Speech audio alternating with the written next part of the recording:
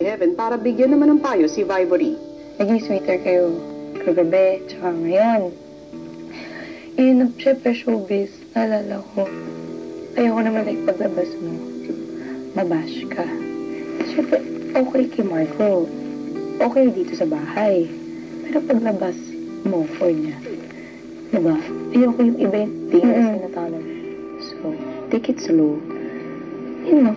Thank you. I love you so much. I love you forever. Dahil sa mga kaganapan sa loob ng bahay, minabuting kausapin ni Kuya si Marco.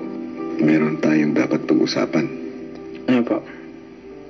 Ano na ba ngayon ang relationship ninyo ni Vibory? We've been closer. Hindi ko alam kung bakit, pero nung sinabi namin sa isa't isa kung anong feelings yun, yung parang wala nang kahiyaan.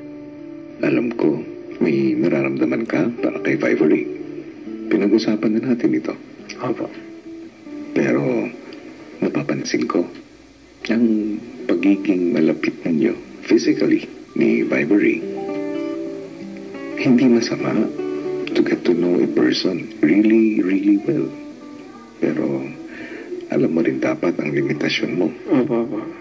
If I'm still here in your house, Kuya, I don't want to be her boyfriend. I just want to know her better, and I don't know what will happen to me when I get out of here.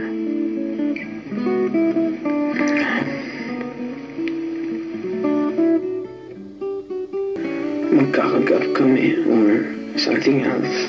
What if kung lalabas ako dito, babalik na lang ako sa Italy? Of course, mamimiss ko siya. Marco? Yes. Palagi kong sinasabi ito sa mga teen housemates ko. Minsan ka lang magiging bata. Pero, Marco, hindi porke teenager ka, Yeah, I know. meron ka ng lisensya to do whatever you want. Yeah, I know, Kuya. I'm sorry. I already heard this from a lot of people, and hindi pa rin pumapasok sa ulo ko. So, I think that I need more time to understand this. Hindi naman ito madali.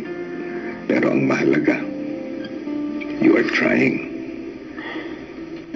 Paglabas ng confession room, pinili muna mapag-isa ni Marco. Marco? Ano nangyari? Bakit? Baka naiiyak ka lang. Hindi? Ba't ka lang? Gusto mo mag-alam muna? Basta hindi po. Ayaw mo muna magsalita.